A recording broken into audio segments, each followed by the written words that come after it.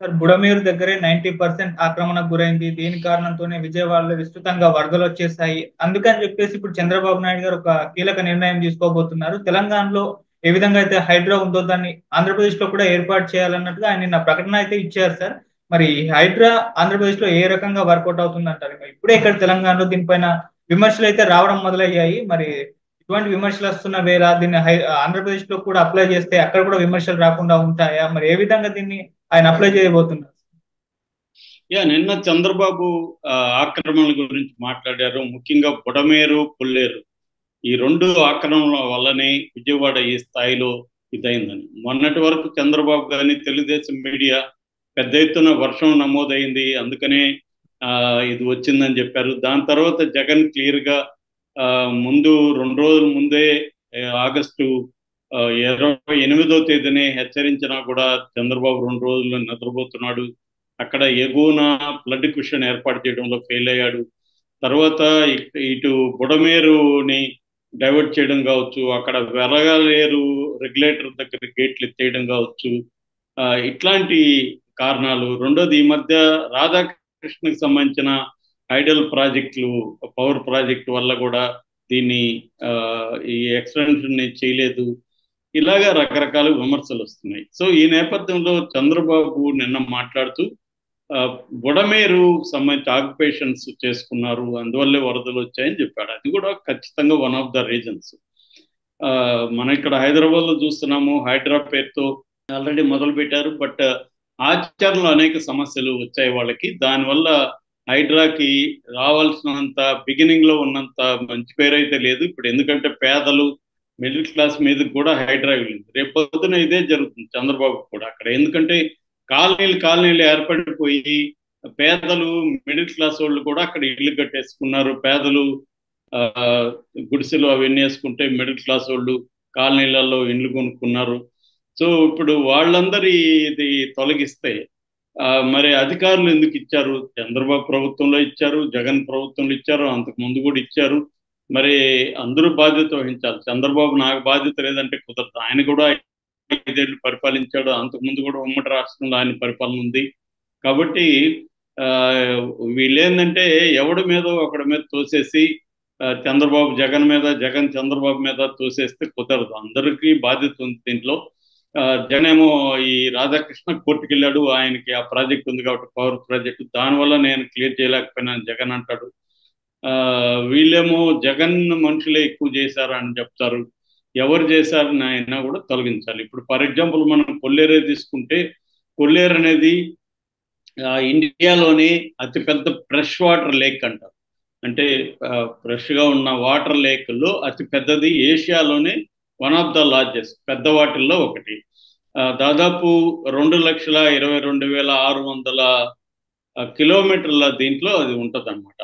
ఇందులో 43,000 కిలోమీటర్ల దీంట్లో ఆక్యుపేషన్స్ జరిగాయి. అంటే రొయ్యల చెరువులు, చేపల చెరువులు వేసేసారు. దాదాపు 1776, అంటే 1,776 చెరువులు అక్కడ ఉన్నాయి ఈ కొల్లేరు లేక్లో. సో దానివల్ల ఏమైపోయిందంటే మొత్తం ఆక్యుపేషన్ గురైంది. సో దాన్ని శాంక్చురీగా కూడా ప్రకటించారు, వైల్డ్ లైఫ్ శాంక్చురీ. అయినప్పటికీ ఈ ఆక్రమణలు ఉండిపోయినాయి. అందువల్ల సుప్రీంకోర్టు ఎంటర్ అయ్యి ఈ ఆక్రమణను తొలగించమని చెప్తే రాజశేఖర రెడ్డి పీరియడ్లో ఆపరేషన్ కొల్లేరుని స్టార్ట్ చేసి దాదాపు మొత్తంగా ఒక 60,000 పైన ఆక్యుపేషన్ జరుగుంటే 43,000 ఆక్యుపేషన్స్ని తీసేశారు. ఇంకా 15,000 కిలోమీటర్ల ఆక్యుపేషన్కి ఇప్పటికి కూడా ఉంది. అందుకని ఆ ముఖద్వారాన్ని ఈ చెరువులు ఇవన్నీ క్లోజ్ చేసేసాయి. అందుకని బుడమేరు ఎక్కడికి పోతుంది? బుడమేరు కొల్లేరులోకి వెళ్ళాలి, కానీ కొల్లేరులో పోవడానికి ప్లేస్ లేదు. దానివల్ల ఎగదన్నుతుంది వరద అనేది, రివర్స్ వస్తుంది. మామూలుగా తక్కువ క్యూసెక్కుల వాటర్, మామూలుగా బుడమేరు కెపాసిటీ ఎంత 10,000 చిల్లర క్యూసెక్కులు, అట్లాంటిది 70,000 పైన క్యూసెక్కులు వచ్చేస్తే ఎటు నుంచి వెళ్తుంది? వెళ్ళడానికి అక్కడ ప్లేస్ లేదు.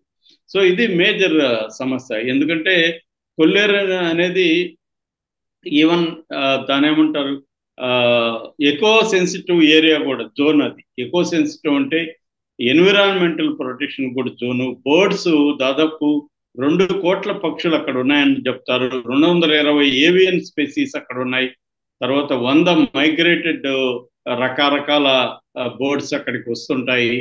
సో దాన్ని కూడా ఇది డిస్టర్బ్ చేస్తుంది అనమాట. ఎందుకంటే ఇది ఉమ్మడి గోదావరి జిల్లాలు, తర్వాత కృష్ణా జిల్లాల డెల్టా మధ్యలో ఈ సరస్సు ఉంటుంది. దీన్ని కాపాడుకోవాలి. దాన్ని ఇప్పుడు ఆక్యుపేషన్ని చంద్రబాబు కూడా చొరవ తీసుకొని మిగిలిన 15,000 విస్తీర్ణంలో ఉన్న చెరువులను కూడా తొలగించాల్సిన అవసరం అయితే చంద్రబాబు ఉంది. హైడ్రా పెడతాడా, ఇంకోటి పెడతాడా అనేది అనవసరం. అదైతే క్లియర్ చేయాలి ఖచ్చితంగా. నిజంగా చంద్రబాబు గానే చేస్తే చంద్రబాబు కూడా అక్కడ మంచి పేరు వస్తుంది. అట్లాగే బుడమేరుకు సంబంధించి కూడా, బుడమేరు మైలవరం దగ్గర పుట్టి అది చిన్న వాగే, నిజానికి అది పెద్ద నది కాదు. ఎందుకంటే ఇప్పుడు కొల్లేరు సరస్సులో దాదాపు ఒక 67 కరెక్ట్గా చెప్పాలంటే 67 మేజర్ అండ్ మైనర్ కెనాల్స్ వెళ్తుంటాయి అన్నమాట దాంట్లోకి. అందులో బుడమేరు ఒకటి. సో బుడమేరు ముందు నుంచి కూడా బుడమేరు ఏంటంటే సారో ఆఫ్ ద విజయవాడ అంటారు. అంటే దుఃఖదాయిని, విజయవాడకి దుఃఖదాయినిది. గతంలో కూడా బుడమేరు వల్లనే వరదలు వచ్చాయి. దాన్ని ఏ ప్రభుత్వం కూడా సీరియస్ గా తీసుకోవాలి. చంద్రబాబు ప్రభుత్వం తీసుకోలే, జగన్ ప్రభుత్వం కూడా తీసుకొని చేయలేదు. కాకపోతే ఏంటంటే చంద్రబాబు రిటైనింగ్ వాల్లో చంద్రబాబు ప్రభుత్వం ఉన్నప్పుడు స్టార్ట్ చేశారు, జగన్ దాన్ని కంప్లీట్ చేశాడు. ఆ విషయంలో ఇద్దరిని కూడా అభినందించాలి.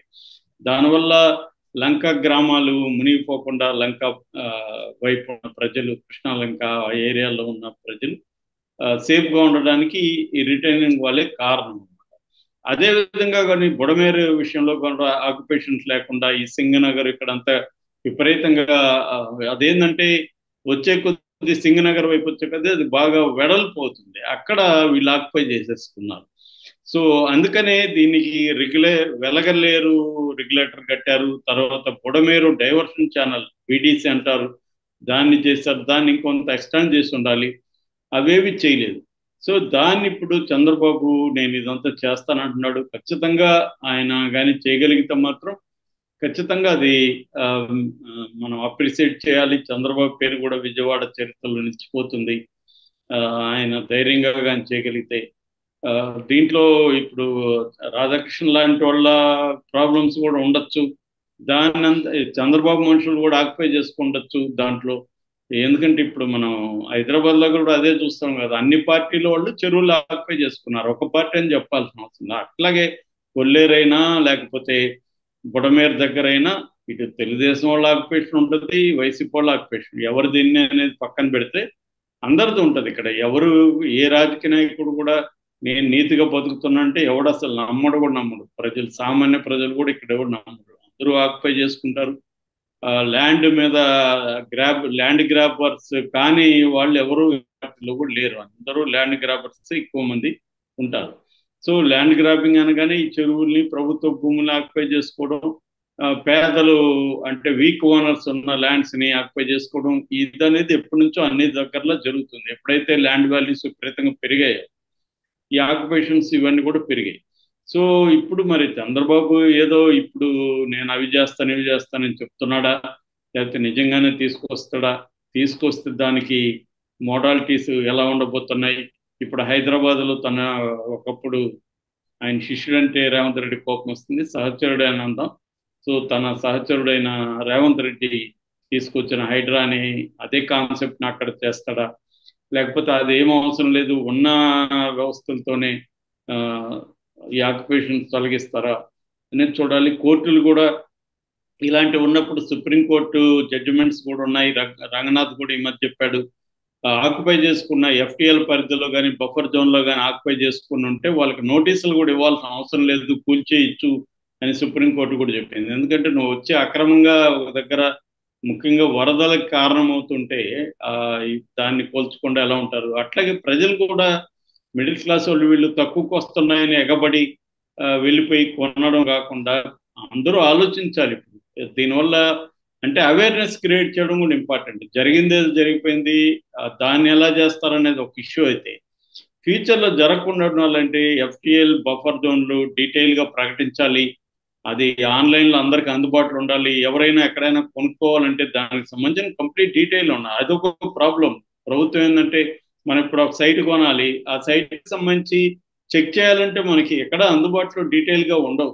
మళ్ళీ లాయర్లు పెట్టుకోవాలి, ఆ పేపర్ని స్టడీ చేయడానికి ఇంకోటి ఇది పెట్టుకోవాలి. ఈ తతంగం అంతా ఎందుకని ఎవడో నా ఫ్రెండ్ కొని ఉంటే వాడిని నమ్మి నేను కొనడం ఇలాగే వెళ్ళిపోతున్నారు తప్ప ల్యాండ్స్ సంబంధించి ప్రాపర్ రికార్డ్స్ మెయింటైన్ చేయడం, దాన్ని ప్రజలకు అందుబాటులో ఉంచడం, ముఖ్యంగా ఎక్కడెక్కడ చెరువులు ఉన్నాయి, ఎక్కడెక్కడ బఫర్ జోన్లు ఉన్నాయి, ఇవన్నీ అందుబాటులో తీసుకురావడం అనేది కూడా ప్రభుత్వాలు చేయాల్సిన పని. అట్లాగే అక్రమంగా పర్మిషన్లు ఇచ్చిన అధికారులని ప్రాసిక్యూట్ చేసి వాళ్ళ మీద కేసులు పెట్టి వాళ్ళని జైలుకు పంపించడం ద్వారా వేరే వాళ్ళు ఇవ్వకుండా ఉంటారు. ఇక్కడ ఏంటంటే రాజకీయ నాయకులు బ్యూరోక్రసీ అంతా కుమ్మక్కాయ చేసే కార్యక్రమాలు ఇవి.